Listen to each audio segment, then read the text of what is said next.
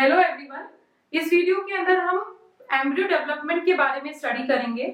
Embryogeny, it is the term जिसका मतलब क्या होता है कि it is the development all the events which occur for the formation of the mature embryo from a zygote. जितने भी स्टेजेस और डेवलपमेंट फेजेस आती हैं that going to be include in the embryogeny.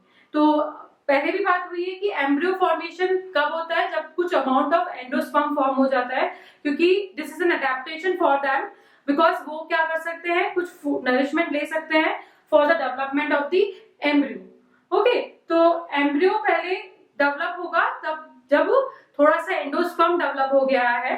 उसके बाद क्या होगा, एम्ब्रियो इनिशियली क्या करेगा, नरिशमेंट लेगा, न्यूट्रिशन लेगा and increase in its size.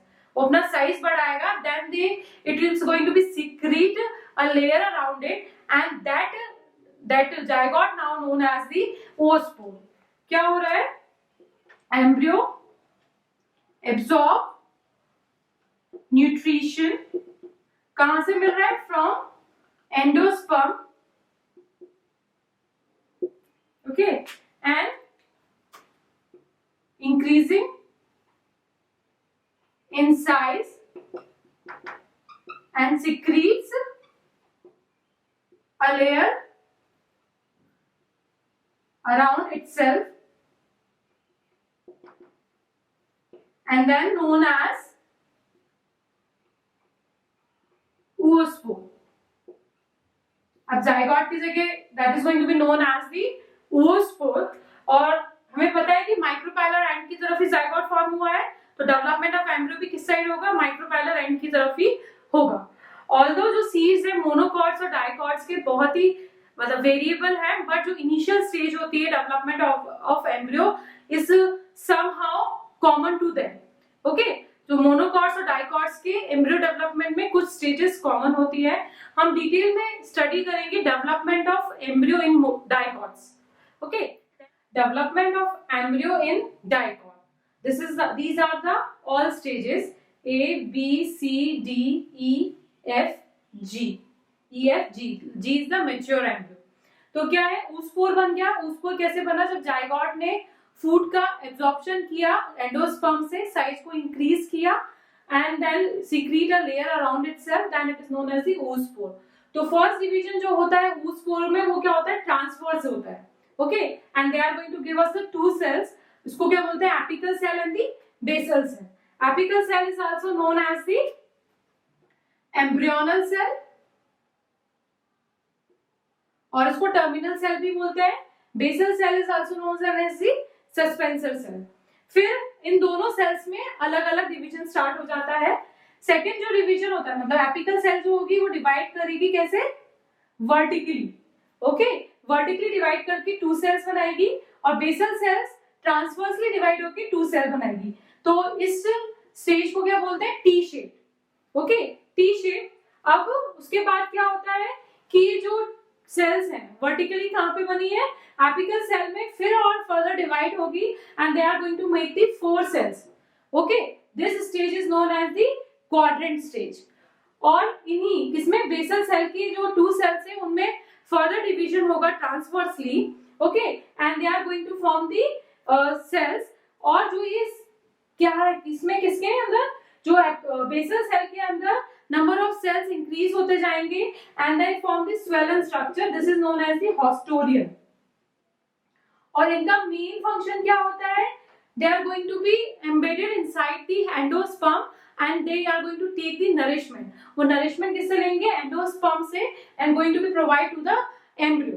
okay, जो पार्ट होता है सस्पेंसर सेल का और बेसल सेल का टुवर्ड्स दी एपिकल सेल, इसको बोल देंगे hypophysis. Okay, the cell towards the embryonal cell, जो ये वाली सेल है उसको हाइपोफाइसिस बोलते हैं। ओके, फिर इन सेल के अंदर क्या होता है, फर्दर डिवीजन होता है and they are going to form the 8 cell. Then this stage is known as the octant stage. Okay, और जो ये 8 सेल्स है वो 2 टायर्स में अरेंज होती है। आउटर में 1, मतलब आउटर लेयर में 4 सेल्स और इनर वाले के अंदर 4 सेल्स। तो इनके अंदर जो ये 4 सेल्स है जो कि हाइपोफाइसिस की तरफ है, वो उनको बोला जाता है हाइपो बेसल सेल, और जो उसके दूर है that is known as the epibasal cell. Okay, ये जो हाइपोबेसल सेल्स है going to develop into the hypocotyl and going to form the radicle. Okay, और एपीबेसल सेल्स क्या बनाएंगी? Cotyledons, plumule region. Okay, epibasal क्या बनाएगा? Epicotyl, plumule and the cotyledons. मैं यहां लिख रही हूं, क्या होगा? जो हाइपोबेसल है वो तो क्या बनाएगा? Hypocotyl and radical. Okay, radical से क्या बनता है? रूट बनता है। और एपीबेसल क्या बनाएगा? एपिकोटाइल। इनके अंदर डिफरेंस भी बताएंगे, एपिकोटाइल क्या होता है। Epicotyl, plumule and cotyledons. Cotyledons seed leaves, plumule क्या बनाएगा? शूट बनाएगा। ओके, तो डिफरेंशिएशन स्टार्ट हो गया है। This stage is known as the octant stage. उसके बाद फिर फर्दर इन 8 सेल के अंदर डिवीजन होता है and they are going to form the 16 cell stage, that is known as the globular stage.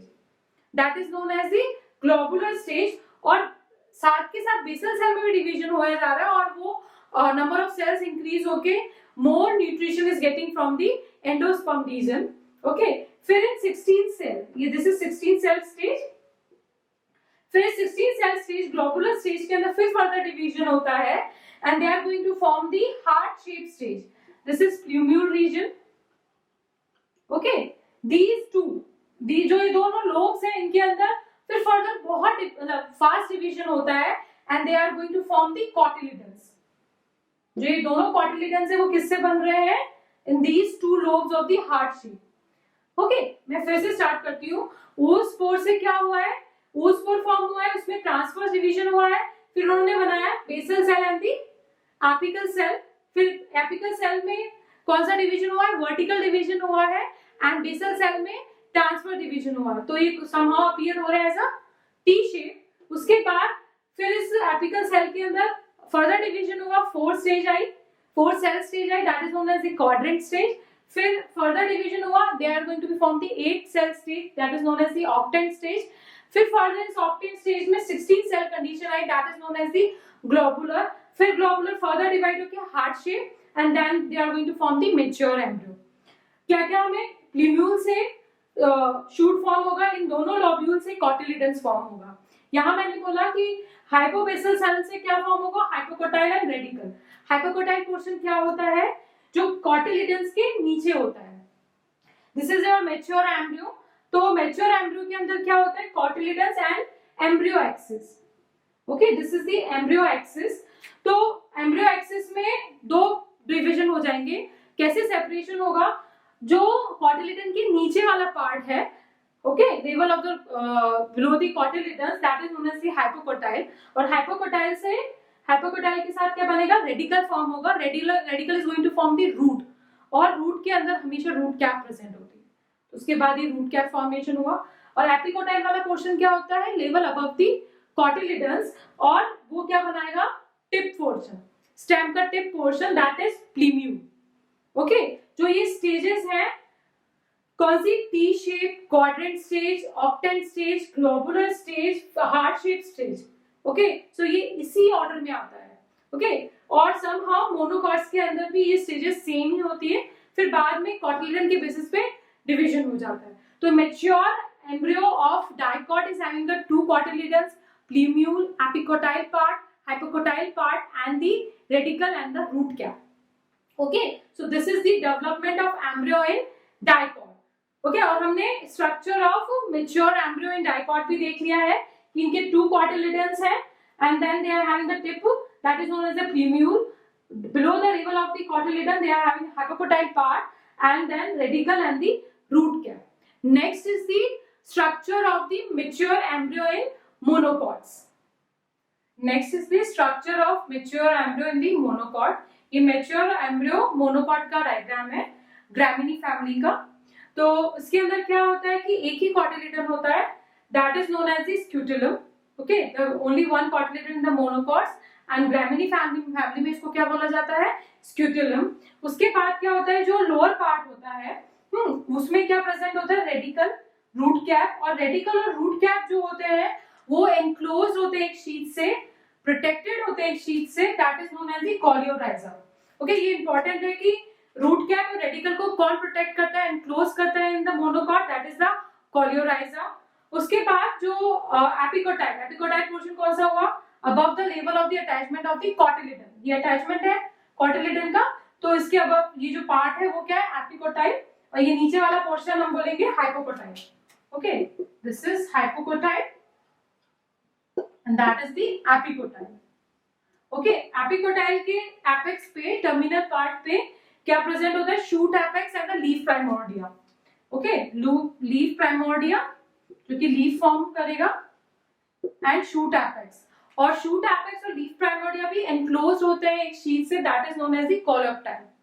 Okay, that is known as the coleoptile. तो किस part को, शूट को तो कोलेप्टाइल प्रोटेक्ट करता है और रूट को कोलियोराइजा प्रोटेक्ट करता है। इसके अलावा एक और स्ट्रक्चर होता है एपीप्लास्ट। एपीप्लास्ट क्या होता है, जो सेकंड कोटिलिडन का रूडिमेंट, मतलब रिमेनिंग पार्ट है ये। ओके, कि सेकंड जो कोटिलिडन्स है वो डीजनरेट हो गए and they have remain with a small structure that is known as the epiblast. Okay, so this is the structure of the mature embryo. हमने पोस्ट फर्टिलाइजेशन इवेंट्स देख लिया, double fertilisation देख लिया, और mature embryos, monocots and dicots का structure देख लिया है। नेक्स्ट हम पढ़ेंगे सीड।